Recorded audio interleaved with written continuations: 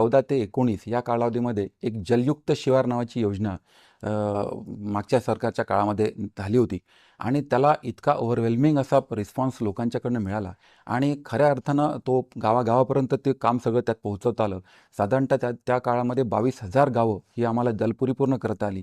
जवळजवळ 7.5 lakh hectare area हा त्यानिमित्त आम्हाला ट्रीट करता आला आणि मोठ्या प्रमाणामध्ये जे काही वॉटरशेड्स होते, ज्याला आपण मायक्रो वॉटरशेड्स आपण ज्याला म्हणतो, त्या मायक्रो वॉटरशेडचं जलसंधारणाचं काम हे त्या काळामध्ये झालेलं होतं.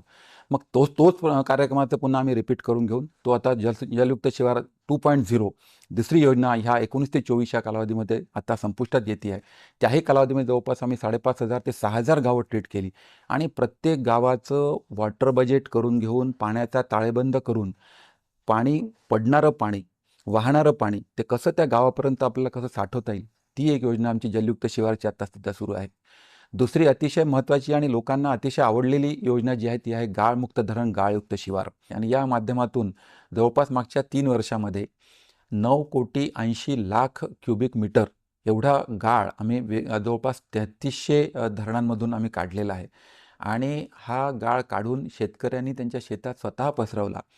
त्यामुळे साधारणतः महाराष्ट्रामधील 2 लाख एकर जमीन ही सुपीक व्हायला मदत झाली. त्याच्यामुळे त्यांच्या शेतातल्या त्यांच्या उत्पादकतेत वाढ झालेली आहे आणि जवळपास 811 लक्ष घनमीटर एवढा पाण्याचा संचय देखील या कालावधीमध्ये वाढलेला आहे.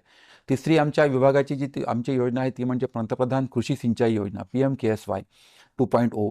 याही निमित्तानं आम्ही सर्व वॉटरशेड ट्रीटमेंट करत असतो. त्याही निमित्तानं यावर्षी जवळपास 5.5 लाख हेक्टर जमीन ही आम्ही या कालावधीमध्ये आम्ही ट्रीट केलेली आहे, जेणेकरून लोकांना पाण्याचा स्तर वाढवणे, भूगर्भातली पाण्याची पातळी वाढवणे हा याचा मूळ मागचा उद्देश आहे.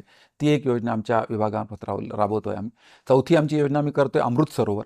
अमृत सरोवरमध्ये म्हणजे आम्ही गावाच्या बाजूला ज्या ठिकाणी आमच्या शासकीय जमिनी आहेत, त्या शासकीय जमिनीवरती जलसंधारणाच्या विभागाच्या माध्यमातून त्याचा सर्व्हे करून घेऊन त्या ठिकाणी एक तलाव तयार करून घेणे